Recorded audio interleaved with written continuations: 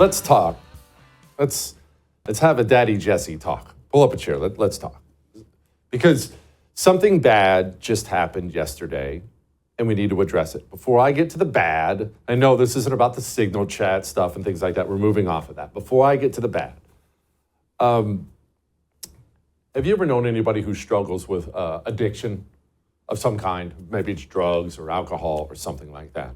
So let's make it about alcohol, because that's a common struggle. Maybe it's something you struggle with.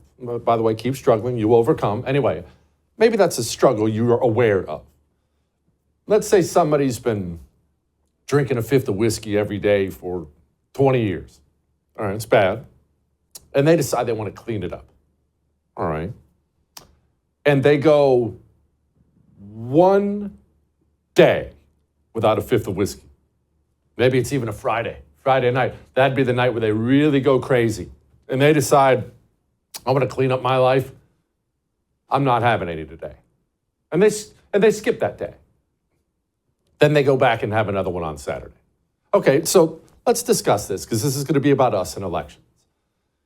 Did that one day, did it mean nothing? Of course not.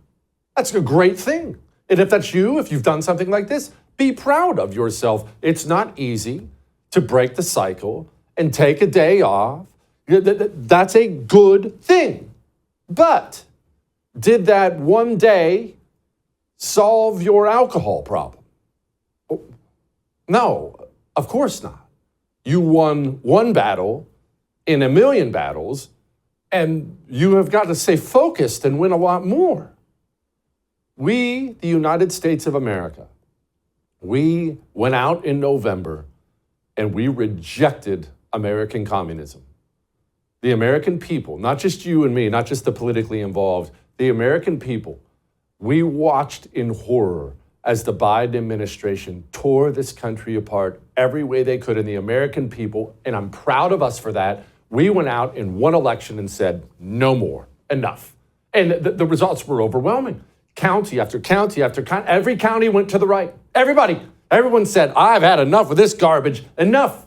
And I was very proud of us, and I remain very proud of us for that day. For a day, we did good, and we should be proud of it. However, as I've said a million times this. I said it before the election. I've said it since the election. I will say it till the day they kick me off the air. Saving a country or losing a country, it is not an event. There's not a Super Bowl. There's not a one-time thing. It's a process. It's not an event. It's a process. A presidential election, yes, it's critically important, just like that Friday where you skipped the whiskey. It did not fix everything by a mile. And I say this because, well, Trump signed an executive order yesterday, and everyone's making a big deal of it. Here it was. We believe that this executive order is the farthest reaching executive action taken in the history of the Republic to secure our elections. Among numerous other aspects of this executive order, this is going to cut down on illegal immigrants on the voter rolls, ensure that the Department of Homeland Security and the data that they have available is being fully weaponized to ensure that illegal immigrants aren't voting. This will include a citizenship question on the federal voting form for the first time. This executive order instructs the EAC to cut federal funding to states that don't take reasonable steps to secure their election. This calls on the Department of Justice to vigorously prosecute election crimes, particularly in states that we don't believe are in compliance with federal law around election integrity. I could go on and on for a while, sir, but the compliance with National Election Day rules, cracking down and investigating and prosecuting foreign interference in our elections, revoking President Biden's Executive Order 14019, which essentially weaponized government to corrupt and pollute our election process. There's a lot in here, but we believe that these are very important steps that we need to be taking as an administration at your direction to ensure that our elections are as secure as they possibly can be. Okay. Sounds good. I see a lot of, yeah, go Trump, woo! Okay. We're going to secure our elections. Why don't we show up and vote for them then? We had a huge election. It wasn't sexy, but a huge election in Pennsylvania for the state house. It wasn't for national, but Pennsylvania, the critical swing state. The laws, the things they pass in Pennsylvania will undoubtedly affect whether or not we can win presidential elections and things like that. A critical special election. A special election in a district Trump won by 16 points in November. And the results of this special election were to did decide who would control the Pennsylvania legislature. You realize that? Those were the stakes of the game. And this was a gimme for us. Plus 16 Trump district? Surely we got that in the bag, right? We lost. Didn't even show up. I think we lost by less than 500 votes last time I looked. I know there's still moving some numbers around, but less than 500 votes, we lost. Oh, I know. I know we elected Donald Trump, and it is human nature when you get a win like that, especially when it's for the office of the presidency. It's human nature to sit back and go, oh, whew, finally, I'm glad we saved this place. Anyway, March Madness is on. I get it. I get it. But if that is going to be our attitude, we're going to lose this country. It's true. You can't save the country by only showing up to vote when Donald Trump is on the ballot. We cannot continue to dust off our MAGA hats once every 4 years and show up when Trump's running for president and save the United States of America. The American communist doesn't do that. The American communist, I'll tell you this, I'll tell you a little story here before I let you go because we have a huge show for you tonight. I've told you this story maybe before, but I have a bunch of former communists who watch us here on I'm Right, listen to the radio show. And I had a woman, she emailed in the show. You want to hear the level of commitment we're up against? She, former communist, she used to print out all the different local elections, not the sexy stuff, not even Congress or Senate, every special election, every local election, every time there was something on the ballot, a proposal of some kind, she would create printouts of everything, and she would send them out to everybody in her group, everybody she knew. Hey, here are your marching orders. Make sure you show up here. Make sure you show up there. Organizing, getting people showing up. And one time, she missed one. Now, this wasn't a presidential election. We're not talking Hillary, Barack on the ballot. It wasn't Senate. It wasn't anything you or I would care about at all. A local prop election that didn't matter. This communist was so distraught, former communist, want to give her credit. This communist was so distraught about missing one meaningless local election that she had to go see a shrink to get over the horrible guilt she felt about missing one local election. I know that going to battle, political battle, power battles for your country, I know it's exhausting. Look, I love this, as you can tell. I do this for a living. I'm just like you. I have days where I get home and I'm just tired of it. I don't care anymore. I want to take a night off. I want to take a week off. I'm tired of the fighting and the yelling. Can I just watch some sport? I know. I go through the exact same thing you go through. I know. But the communist is not tired. He's not tired at all. I'll tell you what, I'll show you this little video. It's one of these man on the street videos where they're talking to people about racism and whatnot. And yes, it's all crazy and they're hypocrites and they're nut jobs, and I understand all that. Set all that stuff aside as you watch this video. I want you to watch the level of commitment, of mental, spiritual commitment we're up against. This is what we're up against. Do you have an opinion on voter ID laws? Yeah, they're usually pretty racist and they're bad. I think voter ID laws are a way to perpetuate racism. Would you go as far as say those laws are racist? For sure. Do you think it suppresses the African American vote? Definitely. Tell us how. Because they're less likely to have state IDs. Minority voters are less likely to have the kinds of IDs that have been described or required. These type of people don't live in areas with easy access to DMVs or other places where they can get identification. Now I'm here in East Harlem to ask black people their thoughts on what you just heard. Do you have ID normally? folks? You carry ID around? Yes, I have state ID. Do you carry ID? Yes, I do. Do you know any black person who doesn't carry ID? No. Everyone that I know has an ID. Why would they think we don't have ID? That's a lie. Why would they say that? Do you have ID? Yes. Because I have my ID and my friends have their ID, so like, we know what we need to carry around. Everybody that I know have ID. Like, that's one of the things you need to walk around with New York with, ID. Do you know any black adult who does not have ID? No, I don't. So you can point out they're crazy, they're nuts, they believe things that aren't real. All that stuff is true. But these people who believe all these crazy things that aren't real, black people can't even get ID.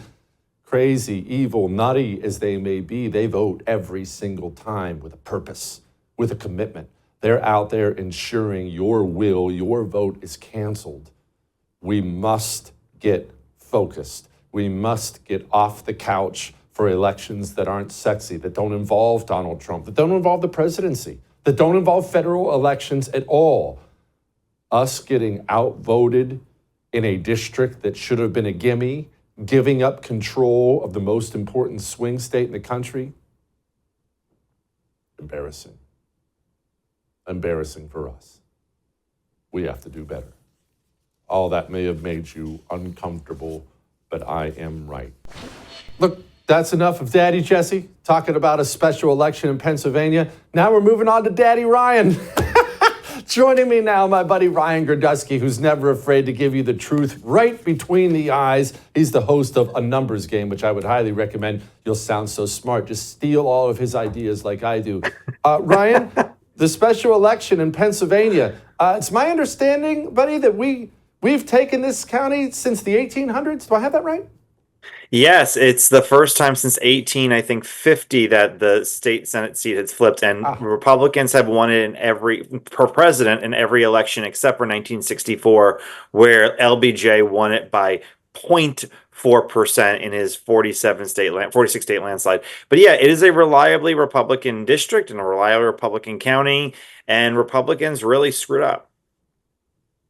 Okay, Ryan, let's break down the how and the why, because this is one of those things. I mean, I look at it and my shoulders slump. I'm blown away at how complacent we are when Trump's name isn't on the ballot. What happened here? Did we have a bad candidate? Did they have a great candidate? Was it a money thing? What happened?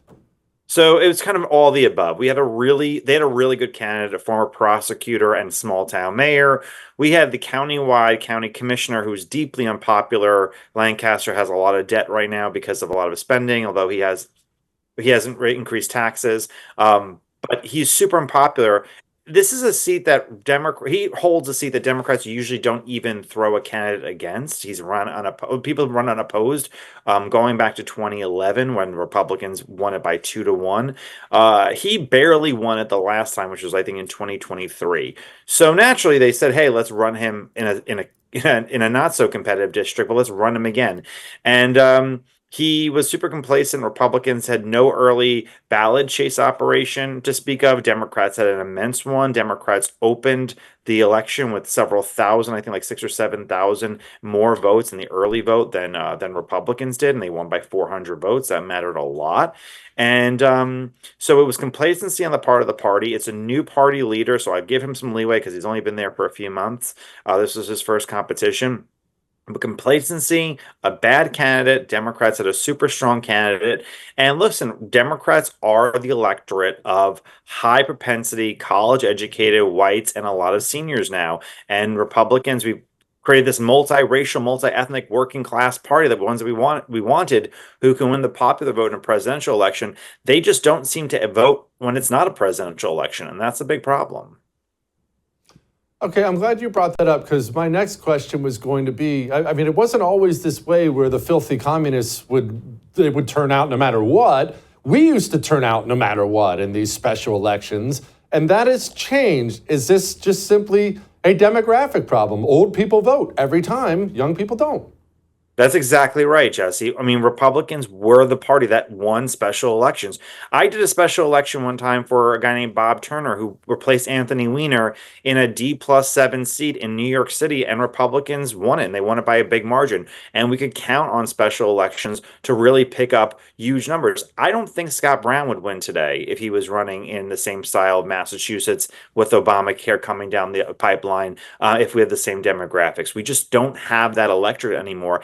And that's a problem. You either have to really engage people with deep social distrust of institutions who only or lower information or lower commitment, who don't make politics their lives, or you have to somehow re-engage and have candidates who can win. Now, listen, I will sit there and say in special elections so far this year, Republicans have done not so terrible. They won a very close one in Connecticut. They won another one in California. It's possible to still win them, but you have to work for it. And Republicans looked at this seat and said, "Oh, we don't have to work for it. It's an R plus 16, a Trump plus 16 seat. No problem. We're going to win it with our eyes shut." That's just not the way politics works in these special elections anymore, in these off-year elections.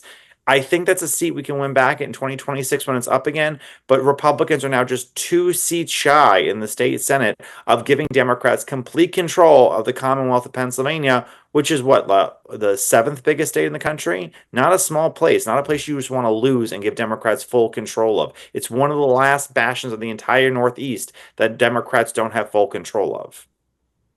Yeah, it's also a place to get delicious Amish pastries and Amish butter. I would highly recommend if you're ever there, you do the same. Okay, Ryan, how did we lose old people? I'm fascinated by this demographic shift. I understand why working class people are drifting towards Republicans as Democrats become more and more snooty elitists who talk down to everybody. I get that.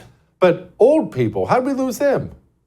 Old people changed because the old people that I grew up with, like let's say you're a child of the 90s like me and you watched the Little Giants growing up, and the old people there were World War II veterans. They're all dead now. And the old people now are Jane Fonda. The old people now are people who I naturally would think of are in their 60s, but they're actually in their 80s now. And that's just who old people are now. Old people have changed in the last 15, 20 years. And they were the progressive of the Bill Clinton generation. They were the ones who, many of them opposed the Vietnam War. A lot of them were the most progressive generation of their time. That's who old people are, because time has changed and time has gone on. And so the ones who we thought of as old people are, for the most part, gone now, and the ones who are left are, the countercultural people. I mean, that's kind of how it happened. Part of it is that old people changed. Ryan, you also run the 1776 Project PAC, of which I am a big fan and supporter. It involves, it's school board races. You're involved in school board races across the country. What are you seeing out there right now? Well, we just won our first election in Maine, so that was exciting. But Wisconsin's April 1st. We have a ton. We have, I think, 28 candidates across the state. And then right after that, we have Texas is coming up in May. First week of May, I think. There's Texas. Tons of races over in Texas. We have Pennsylvania at the end of the year. Virginia's coming up. There's a lot of big and important states. And what I would say to people is this: a lot of Republicans are saying Trump's in office. How great. We don't have to go crazy. We don't have to get wild. He's got everything going on. And I would say it's as good as having a great police chief who has corrupt cops. You can only do so much without foot soldiers on the ground who are making sure executive orders are attuned to or fought for. I'll give you a perfect example. In Kansas, in a conservative area, Trump area, there was a bill to sit there and carry out Trump's policies on DEI. It was in a conservative district, and it went down because one conservative flipped. Now, my PAC has promised to spend $20,000 to remove him from office in the upcoming election, and state representatives have also sat there and said they are going to campaign against this member of the school board. But members of school boards and local government are super important to carry out the things in your everyday life that the president's in there and trying to pursue via executive order. You can't have a great president and bad local officials and expect things to just get better. You have to have good local officials too. Amen. You could argue they're a lot more important than the office of the presidency. Okay, so let's talk nationally. That was a lot of ugliness.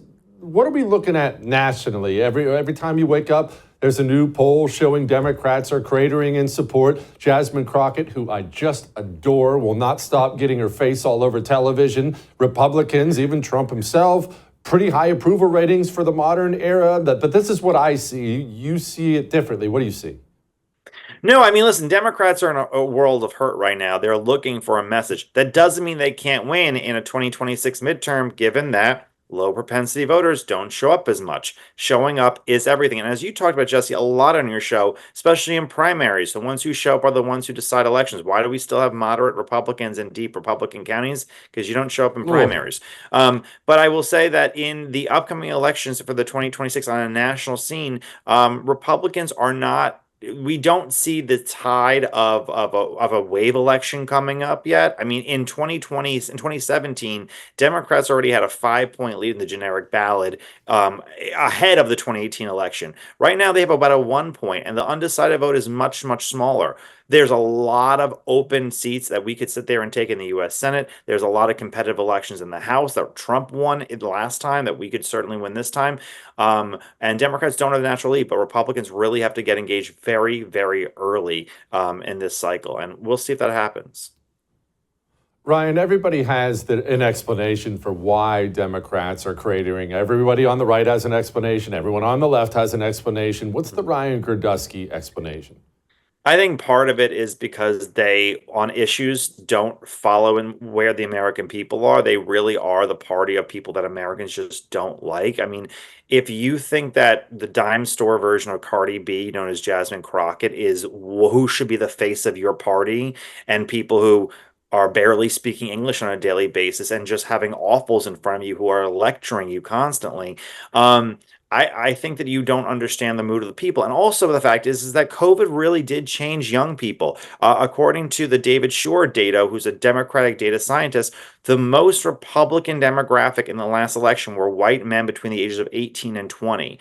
People who lost out on high school, people who lost out on prom and sports games and a social life and were stuck watching TikTok and Instagram are the most right-wing generation since the greatest generation that fought World War II. I don't think that it could be underestimated right now how badly COVID really affected them. And I'll say one other thing.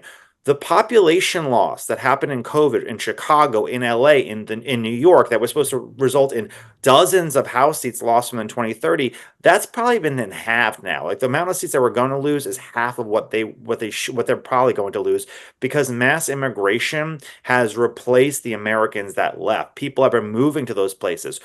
Mass immigration stops Democrats from feeling the actual fallout from their failed policies. And I don't think that can be expressed enough. And it's not just illegal immigration, it is legal immigration. It needs to be emphasized over and over and over again how badly legal immigration keeps the Democratic Party propped up. They would probably be losing 3 to 4 seats in New York in the next redistricting and 4 to 5 in California. And they're probably going to lose 2 to 3 in each now.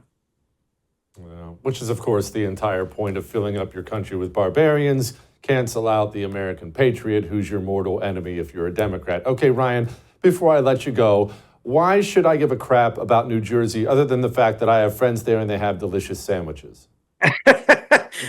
You should give a crap about New Jersey because it's going to be America's next swing state. And if it becomes America's next swing state and Republicans have a chance of winning it, there is no chance of a Democratic president going to the White House again. Republicans have out-registered new voters in New Jersey every single month since 2022.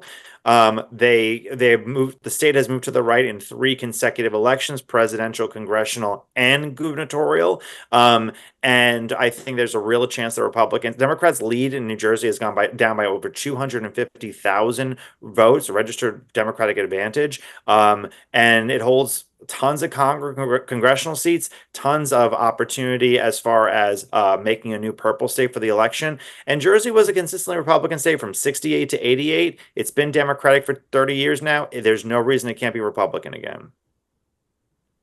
Ryan, thank you, my brother. Absolutely. I would thank you for coming to my YouTube channel, but I know how brilliant it is, and I know you love it here. So subscribe and watch. We're going to start really ramping things up and putting some funny stuff, some interesting stuff out there, some collaborations. Either way, my YouTube channel is officially the place to be. So stick around.